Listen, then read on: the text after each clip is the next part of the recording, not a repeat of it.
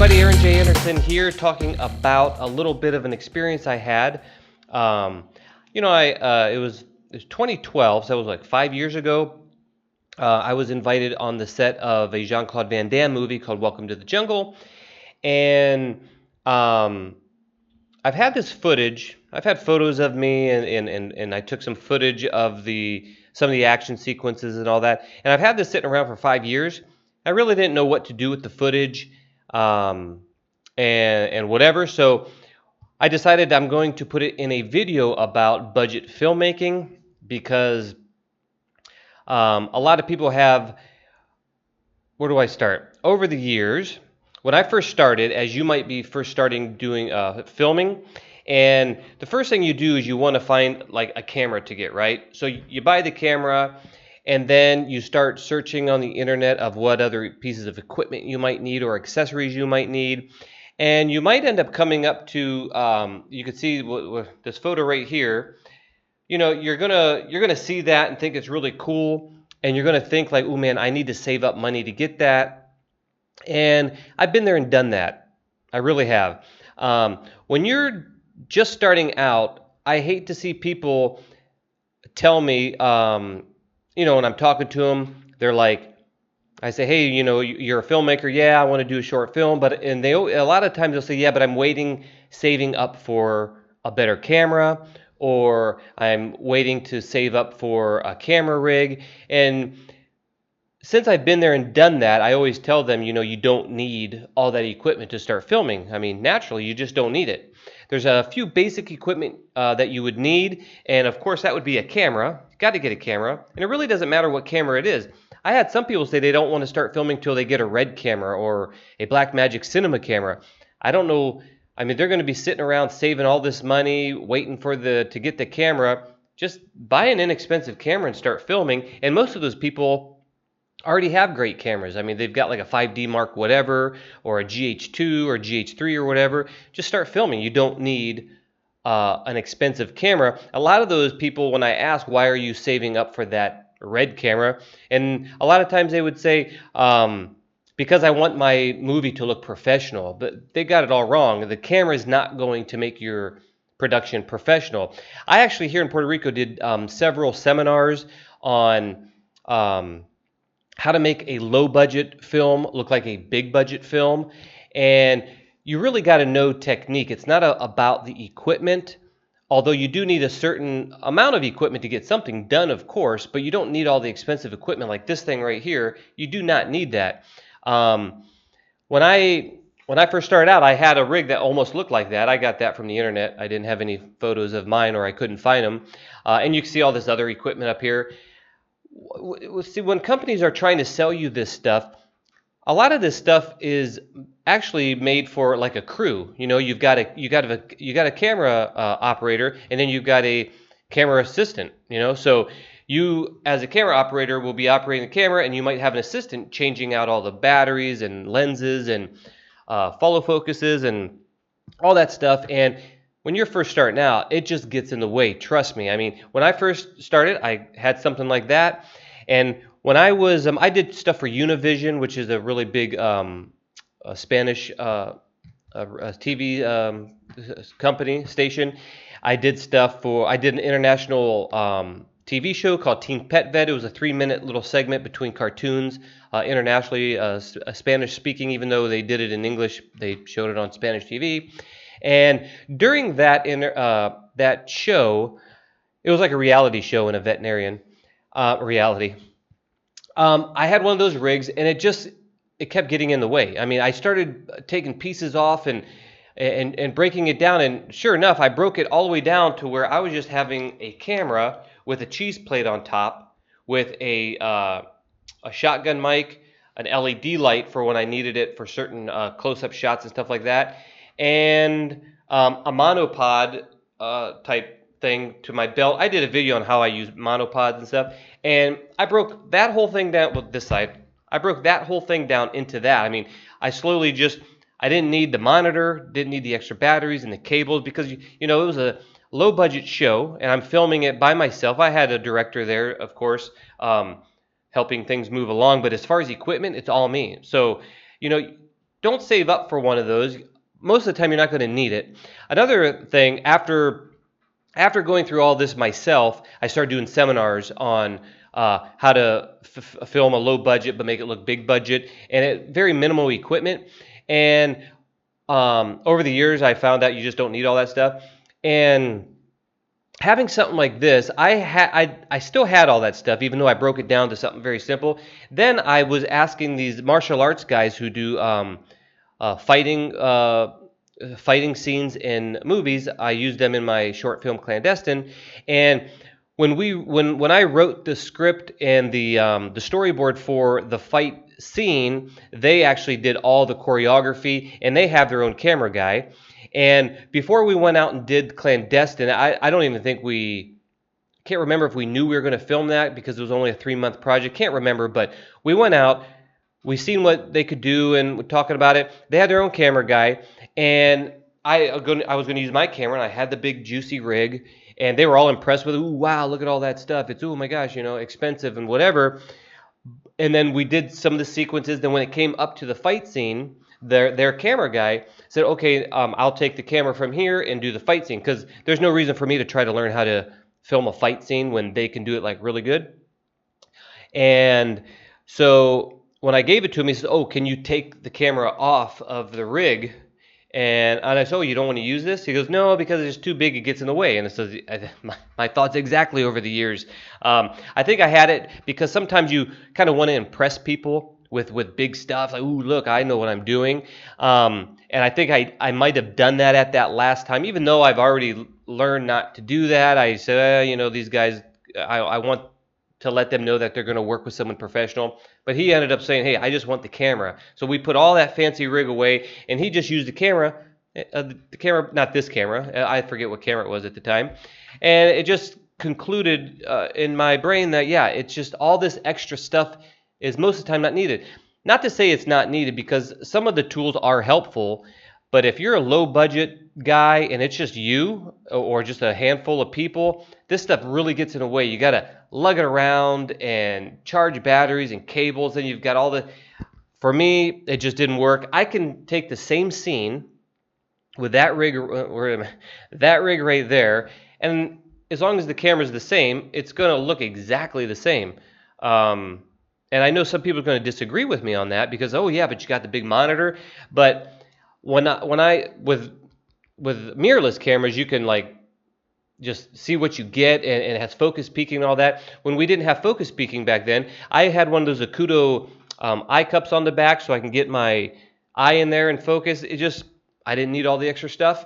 And if you're first starting out, don't think you have to buy that to make a good film.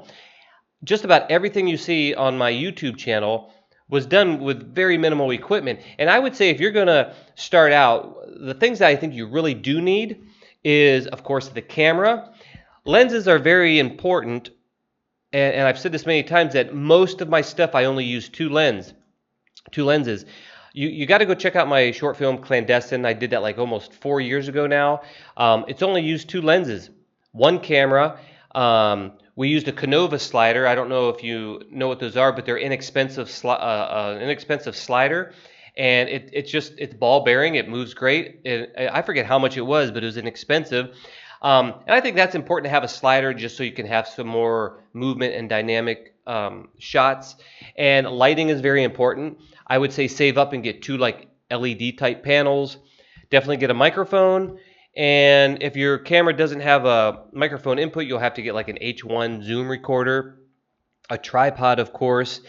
There's not too much there now. Since I did all those videos, now we've got handheld. I've got a handheld electronic gimbal stabilizer thing. You can get those now for cheap.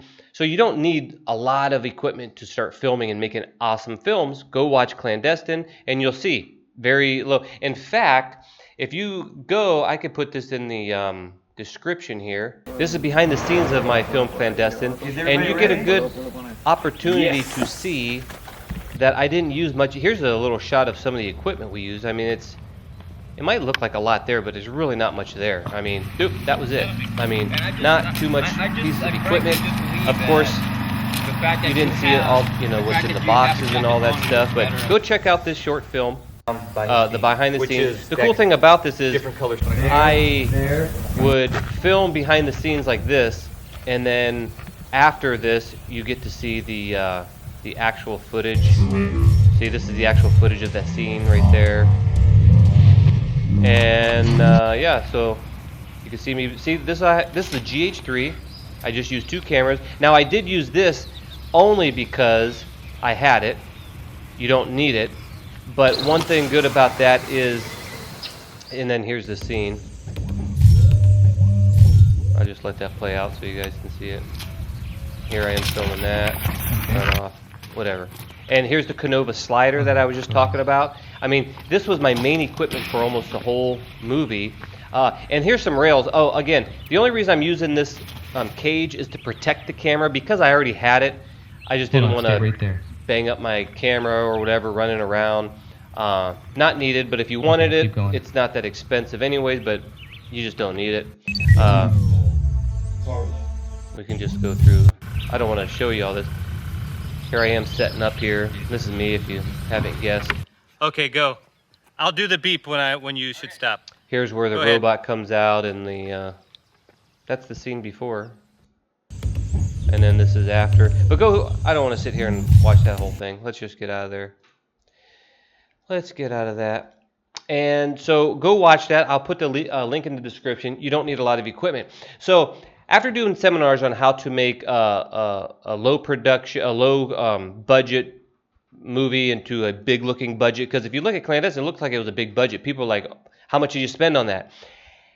Not including the pieces I just told you, like the slider, the tripod, the camera, the 2 lenses, LED panels. That stuff is something when you buy it, you just which is like the basics that you need, microphone.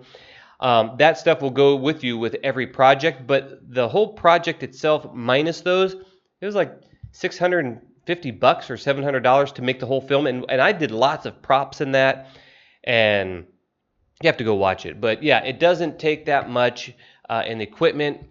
I don't know how much the GH3 was at the time.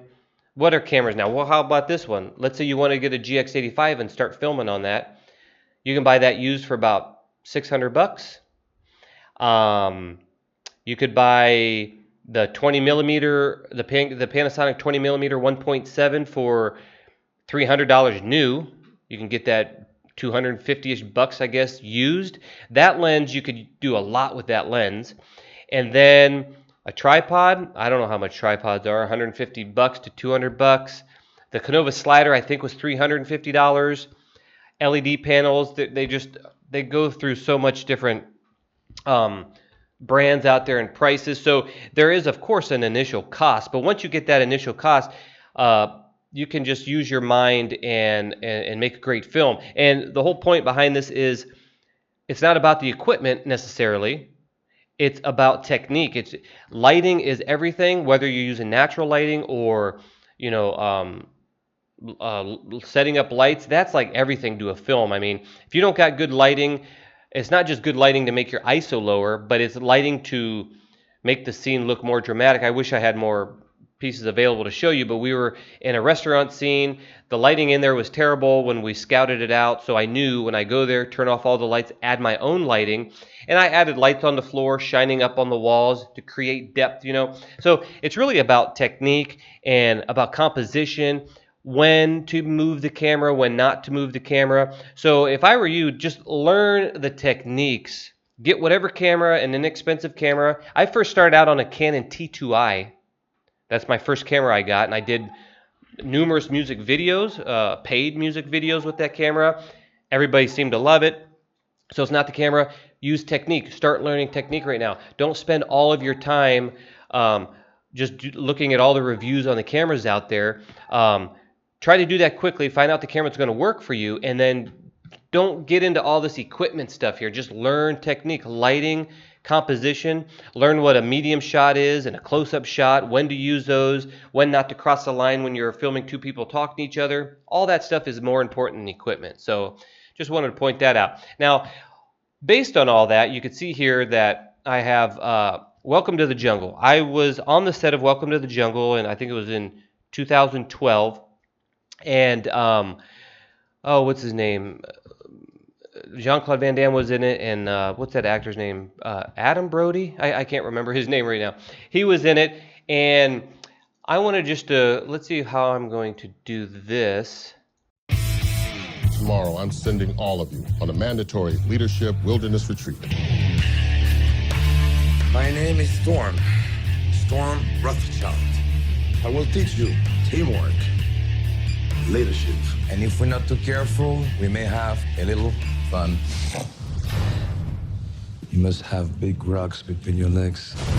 Jesus, get low and pilot. We're all gonna die. Welcome to Big Mama Nature's house.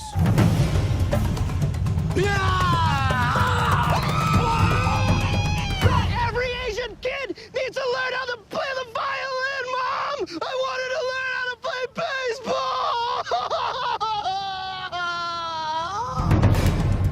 Slow again. There's a war. Oh my God, did that lunatic set explosive? Go! How are we gonna get home, Storm? Our pilot's dead. Eventually, someone's gonna have to decide which of us gets eaten first. What? Javier's the fattest, so he deserves to die. I'm sorry if that's not PC.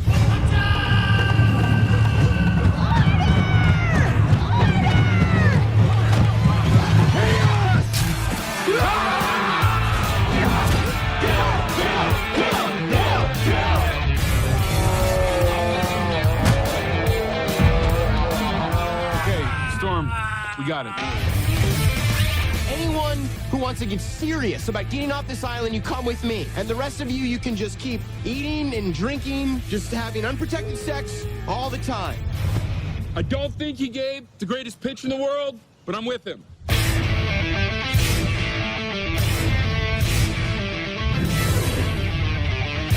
What are the chances of a dangerous animal in this island? 0. So just count.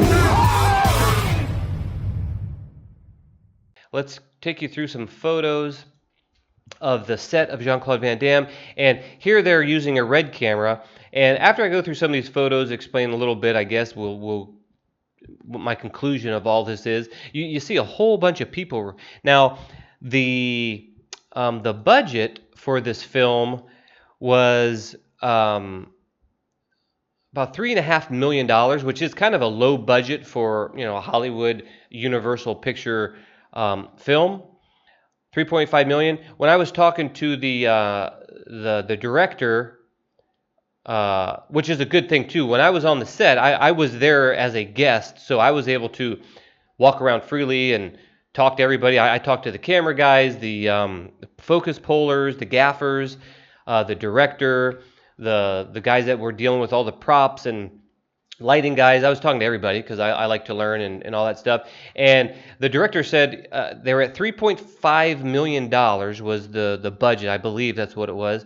And he told me that they were, at this day, they were $15,000 over budget. And I already have that mindset of you don't need a lot of money to make a film. So I'm listening to him say that. I'm looking around, and it's just, it's quite amazing how much money that they spend. And when you look at all these people here, you can see that's I think his name's Adam Brody. Yeah, kind of a popular actor there. And here's some of the other, these are all the actors in the scene. Here's the audio guy. Here's, you got camera 1 here and camera 2.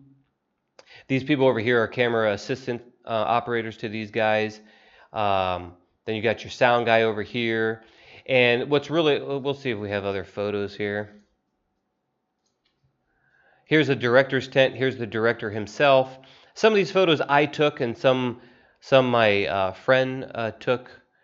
But here's the director's monitor here. This monitor over here, you could see his little his remote focus puller, because this guy was on camera A and he was pulling focus way off the set. Like over here to the left is that scene you just saw. And he's way back here at the director's tent with his own monitor. And they have these little these little curtains that they put over their head so there's no glare on the monitor. And he's sitting back here pulling focus, which is really cool. I don't think it was wireless. I think it was wired, but it's a remote follow focus. Anyways, that's that. Here's the director. Here's just more of the scene. You can see there's a whole bunch of stuff going on here.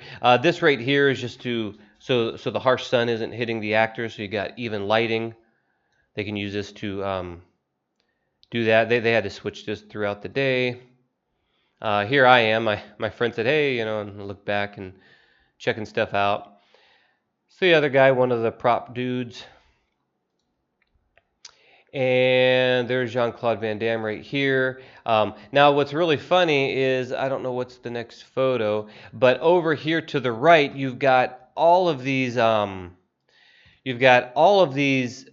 vans, so you can have the actors, what do you call those? Trailers. Actors trailers, wardrobes, prop trailers. They had a huge outside dining thing to eat lunch and breakfast and all those things, and the chef, and outside a trailer just for bathrooms. You got all this stuff, and I'll tell you all that stuff later, but you can just see so much is put in to these films, even though if you really look at the situation, here I am again talking to this guy. This guy was really nice. He was in charge of a lot of the props, and one of the props was a huge, I'm getting confused on let's see if I can move this up so I can go back and forth. One of the props was a huge lion, a stuffed lion, and that alone was like $12,000 to ship, just to shipping, I think, to ship from LA to Puerto Rico here, which this was in Puerto Rico. What's the name of that place? Manatee, Puerto Rico. $12,000 to ship this big stuffed lion. I don't know if you show the film. Okay, so here we are. Got all this stuff going on. There's Van Damme talking. How do I go back out here? Here's a scene where that Adam Brody guy is on the ground, and Jean-Claude Van Damme comes running out and kicks this guy, because I guess this guy's beating this guy up or something. And you know what's really cool? My friend again said, hey, so I look back, and here's these are the guys here. I think this pit, when Jean-Claude Van Damme kicks this guy, he's supposed to go in the pit. I can't remember. Here's the camera over here, and it might be the A cam, I don't know. But they're using red cameras for this film. Let's see this. This is do I got the audio on? I just filmed this with my iPhone while I was there.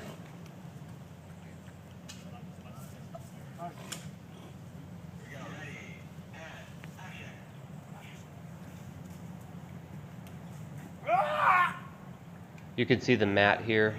When he gets kicked, he jumps on the mat.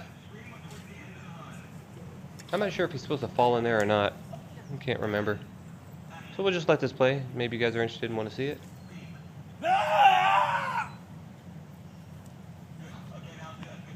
You can see over here the A camera getting this shot. So if you've seen this movie, you're going to recognize the shots here.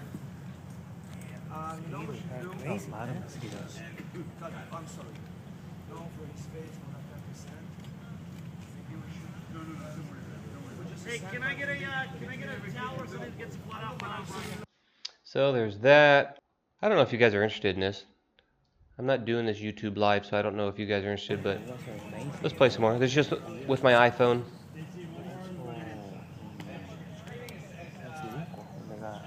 This guy right here is his son. That's Jean-Claude Van Damme's son, and his daughter is right back here. She'd being blocked by this guy, but Jean-Claude Van Damme's son is here, and his daughter is behind this big guy here. They were also in the movie. Oh yeah, there's a lot here in Puerto Rico, man. And what she's doing is applying more makeup and mud.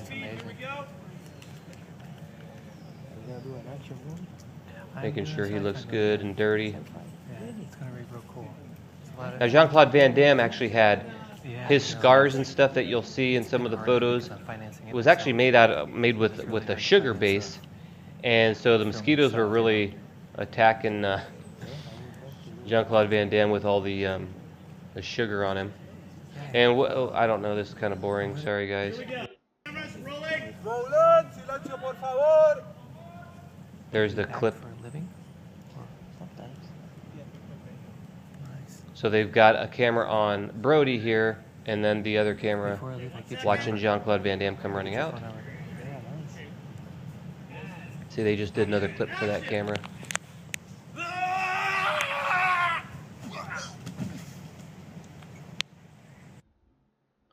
So, sorry if this is boring, but let's play another one.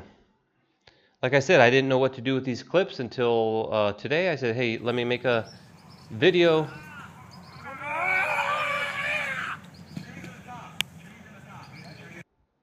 And they're just going to keep doing it till they get it right, I guess. I think I got one more video here. This is a good shot of the camera crew here. So this is after he does the kick. And let's play it. Here's his daughter right here. This girl. That's his daughter.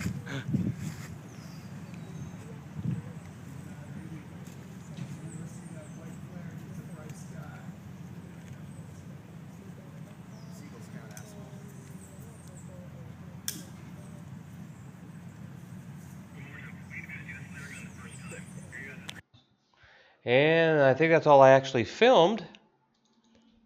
Here's me talking to Jean-Claude Van Damme. Now, Jean-Claude Van Damme was super, super nice. I mean, I was like really impressed how nice he was. That last take that you just saw, with him running out, he actually stopped and then came over to me. I don't know why. When I see him walking to me, I was like, does he recognize me from something? Does he think he knows me? And he actually told me, hey, let's go for a walk. Me and him went for a walk for 15 minutes.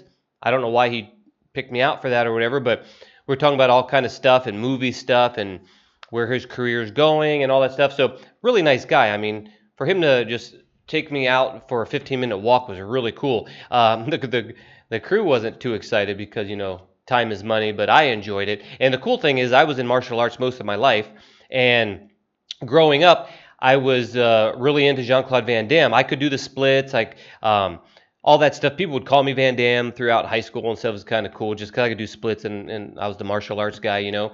And I always loved movies. I always watched the TV show Movie Magic, where they show behind the scenes. I even wanted to become an actor at one point. My mom actually spoke to Jean-Claude Van Damme's agent. This is a long time ago when I was like 15, 16, 17, 18, around that time. So I was like really into it. And then to be on set with some guy I kind of looked up to over the ages, and then have him come and talk with me for 15 minutes was really, really cool. So really, really, really nice guy. So I really enjoyed my time with him. And here's some just more shots at nighttime. A couple more shots here. See how they're lighting this up. See what they're doing here is they're just blasting light, bouncing it into the scene, adding more light. Here's the beach scene here. That's JC here on the ground. He's going to get thrown back here on that pad. Here they're using a crane to get some of the shots. That's me and Jean-Claude Van Damme there. Another shot of us here. See you see the cuts right here. This is all made with a sugar base, so it's not good for bugs and stuff. And I think that might be it. What else do I got here? Let's go back to, here's just some more photos. More photos of the scene. I think my friend took these. I can't remember all the ones I've taken. This is where people eat at the eating tent, and more shots of the scene. You see all the light stands here. Here's all the crew over here. Not the crew, but the actors over there. And just more. You see how the sun can come out. Like here in Puerto Rico, it would get dark, rainy, and sun. We had a bunch of dogs come running through here also. And what's really cool is they chased the dogs away. I helped try to chase some of the dogs away. One of them kept coming back, and this dog we felt really bad for because it had a stick actually stuck in its rear end. We don't know, maybe it fell or something. I don't know. So Jean-Claude Van Damme's daughter, which I found out when I was there, she seemed really concerned. They actually held the dog down, dislodged the stick, and apparently she's a dog lover, and when she goes to different movie sets from different countries, she actually adopts dogs. So she actually adopted that dog, And of course, they had to go through the whole veterinarian system and have it. And she had it sent back home where they live. So it was kind of cool. You know, she helped the dog out and actually adopted the dog. So that was pretty neat. And just here, this is the director's tent. Some more here. That's the director right here. So yeah, here's Jean-Claude Van Damme's son and the daughter right here. And you know what's really funny, just to let you know, when like Jean-Claude Van Damme's not out here right now. He is actually in his trailer, relaxing or whatever. And on a lot of these shots right here, the camera angle was on these guys, and I think it was this guy right here. He was just like basically a Jean-Claude Van Damme stand-in. I know he doesn't look nothing like him because on these shots, Van Damme wasn't even in the scene or on camera or in the shot, but he was supposed to be there type thing. And this guy just filled in, and he ran in and acted like he was going to push or punch or whatever. And like I said, it was an angle where you would never see Van Damme in the scene. So even though Van Damme is in the scene, he's actually in his trailer and having someone else work out the thing. So it's kind of funny, you know, when you kind of get a status there, and you're not in the shot or on camera, even though your character is in the shot, you really don't even have to be out there working. So it's kind of funny to see that. And here's just more stuff. Setting up. This was protecting them from some of the rain that would come in as well. More things. See, you've got the one of the red cameras here covered up because it was raining. They had to stop so many times. Here's just some still shots of the scene we already seen. Here's some of the crew here. Cameraman, assistants. Here's the, it started raining right here, so everybody had to, of course, take cover because they don't want all this makeup mud to wash off of them, so they're here. More of that. This is one of the sleds that they use. There's some more outside shots. Here's the beach shot. You see the pad here. He gets thrown back. This is the shot actually where the fake tiger comes up and jumps on him. And oh, it's beautiful Puerto Rico here. Very nice place. There's a shot of Van Damme in the bushes. Here they are landing. That's the son and the daughter. And I think that's about it.